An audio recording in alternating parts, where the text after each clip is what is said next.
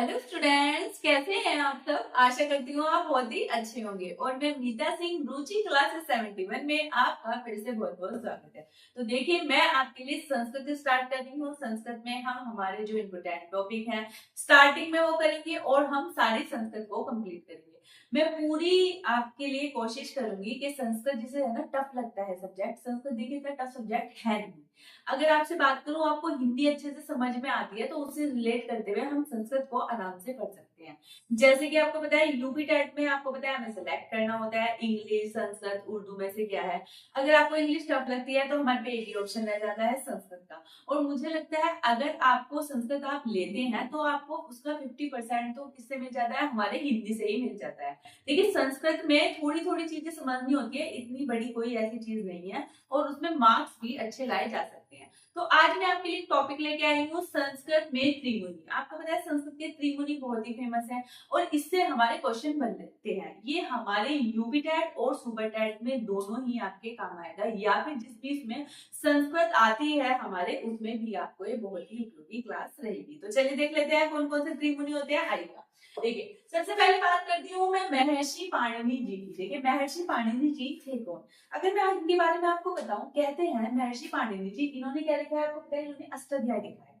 अष्टाध्याय लिखा है और इतने महान है कि इन्होंने क्या करा है, हमारी संस्कृत की जो वर्णमाला हमने ली है वो इनसे ही ली है। ये इतने महान आपको लगता है तो बहुत ही इंटेलिजेंट हो गए, बट ऐसा नहीं है।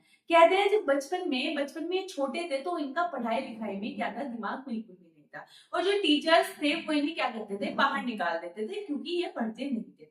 लेकिन फिर क्या हुआ, जो इतने महान बन गए और इनको इतना ज्ञान प्राप्त कैसे हो गया, तो ऐसे ही मतलब एक बार ये ऐसे ही जा रहे थे रास्ते में, तो इन्हें है ना ऋषि मुनि जा रहे थे, ठीक है, उनका एक समूह जा रहा था, ये उन्हें देखने लगे। वो उन्हें देखते देखते इन्होंने दिखा रहे हैं तो मौन पूरे रास्ते में जो भी मिल रहा था सब उन्हें मतलब प्रणाम कर रहे थे और कर रहे थे। मैं सोच रही कि यार इनकी कितनी वैल्यू है, मतलब इन्हें सब पूछ रहे हैं। तो उन्हें पता चला इन्हें सब क्यों पूछ रहे हैं, क्योंकि इन्हें बहुत नॉलेज है, सब इनका सम्मान करते हैं। तो उनके माइंड में भी आया कि नहीं यार, मैं भी ऐसा कुछ काम जरूर करूंगा कि ताकि ना मुझे भी सब जाने। तो उन्होंने क्या किया, अब उन्होंने कहा मैं करूं क्या। तो उनके दिमाग में आया कि क्या है, व्याकरण शास्त्र की रचना करें। अब व्याकरण शास्त्र की रचना करें तो करें कैसे। देखिए पहले उन्होंने क्या करा, उसके लिए उन्होंने बहुत ही घोर तप किया। तप करने के बाद आपको पता है शिव जी ने उनसे प्रसन्न होकर उन्हें वरदान दिया और मतलब उनको ज्ञान प्राप्त किया। तब उन्होंने हमारे किसकी, व्याकरण शास्त्र की, यानी कि हमारे जो इसकी संस्कृत की वर्णमाला की उसकी हमारी रचना की है। और अष्टाध्याय भी इन्होंने तभी हमारा लिखा है।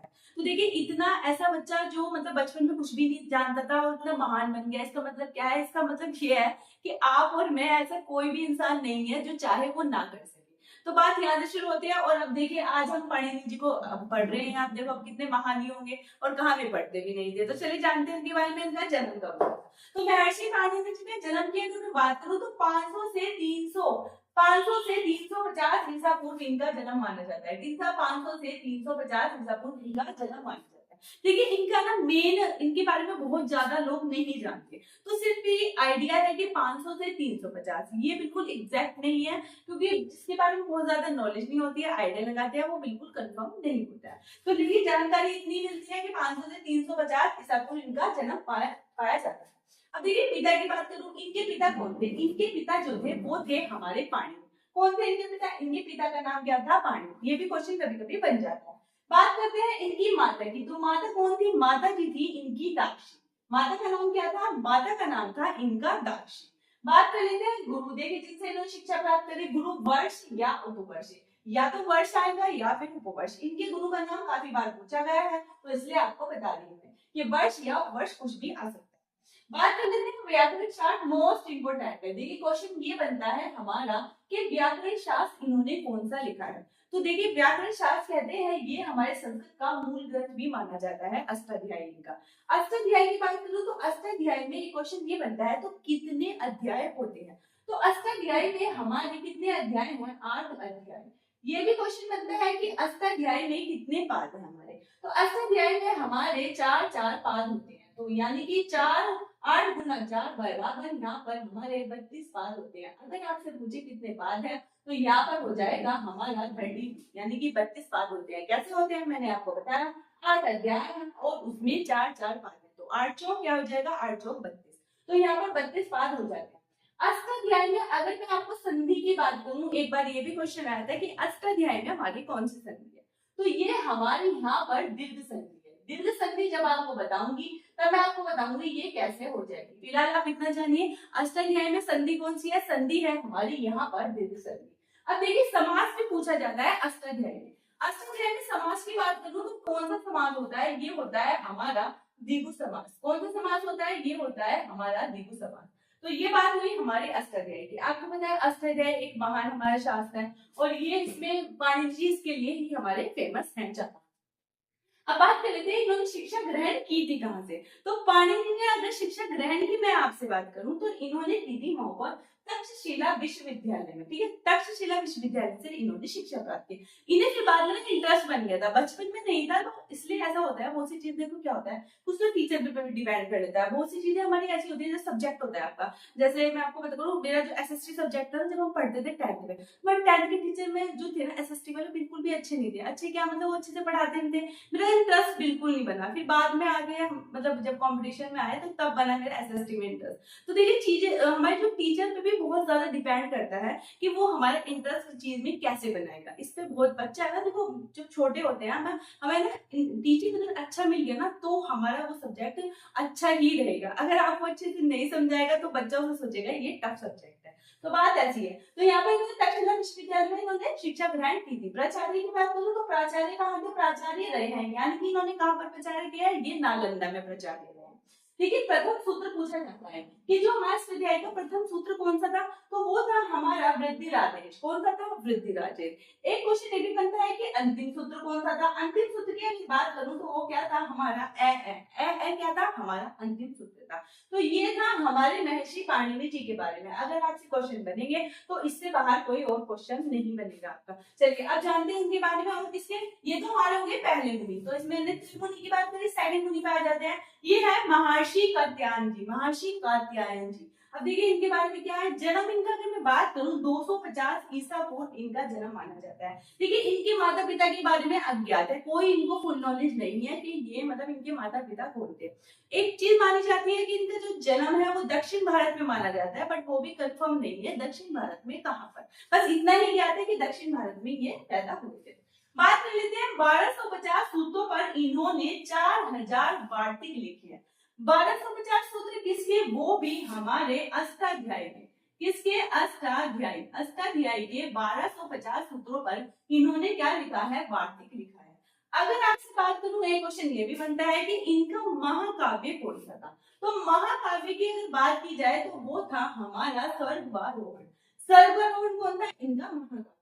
अब देखिए उपाधि क्या मिली थी इन्हें, वार्तिक काल की। वार्तिक काल की उपाधि मिली थी क्योंकि इन्होंने अष्टाध्यायी के 1250 सूत्रों पर वार्तिक लिखा था। 4000 वार्तिक लिखा, तो इसलिए क्या कहा गया है, वार्तिक काल कहा गया है। बात करते हैं महर्षि पतंजलि की। देखिए पतंजलि बहुत ज्यादा फेमस है, इनके बारे में आप जानते भी होंगे। जन्म की बात करूं तो 150 ईसा पूर्व इनका क्या माना जाता है, 150 ईसा पूर्व माना गया है इनका जन्म हुआ था।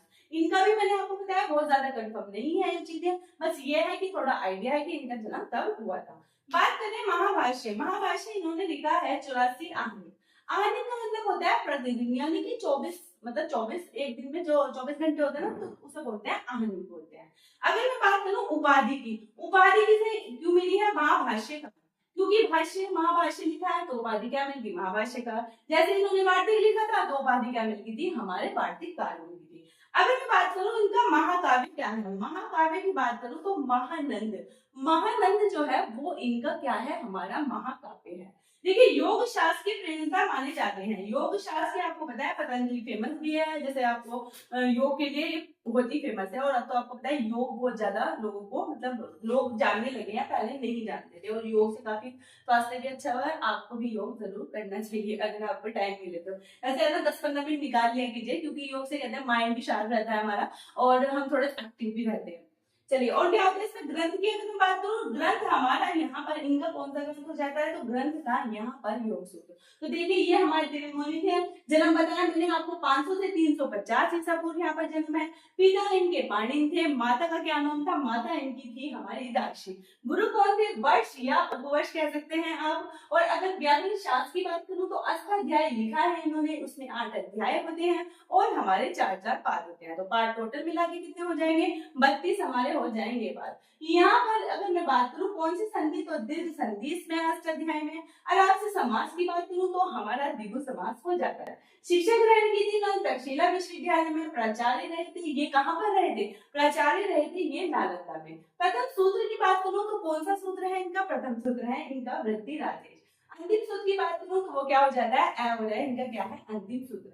वहीं पर महर्षि कात्यायन के बारे में जन्म 250 ईसा पूर्व माना जाता है। यहाँ पर इन्होंने अष्टाध्याय के 1250 सूत्रों पर क्या लिखे हैं, वो लिखे हैं इन्होंने हमारे 4000 वार्तिक। महाकाव्य स्वर्गारोहण कहा जाता है इनका, और उपाधि मिली है इन्हें वार्तिकार। क्वेश्चन में भी इनको वररुचि भी कहा जाता है। कात्यायन को क्या जाता है, वररुचि, एक नाम इनका ये भी है, ये भी लिख लीजिएगा। कात्यायन को कहा जाता है यहाँ पर वररुचि। महर्षि पतंजलि के बारे में क्या बात करती है, यहाँ पर जन्म हुआ है 150 ईसा पूर्व। यहाँ पर महाभाष्य 84 हानिकों में लिखा है, इन्होंने उपाधि दी गई है महाभाष्यकार, क्योंकि इन्होंने महाभाष्य लिखा है इसीलिए। महाकाव्य इनका महानंद है और योग शास्त्र के प्रणेता माने जाते हैं। ग्रंथ की बात करूं तो यहाँ पर इन्होंने लिखा है योग सूत्र। तो ये जानकारी थी आपकी त्रिमुनि के बारे में। तो नेक्स्ट वीडियो में मैं आपको कराऊंगी माहेश्वरी सूत्र। देखिए संस्कृत के सारे टॉपिक बहुत आसान तरीके से आपको कराए जाएंगे और आपको अच्छे से याद हो जाएंगे। तो प्लीज बताइएगा आपको वीडियो कैसी लगी। मैं मिलती हूँ आपसे नेक्स्ट वीडियो में। Thank you.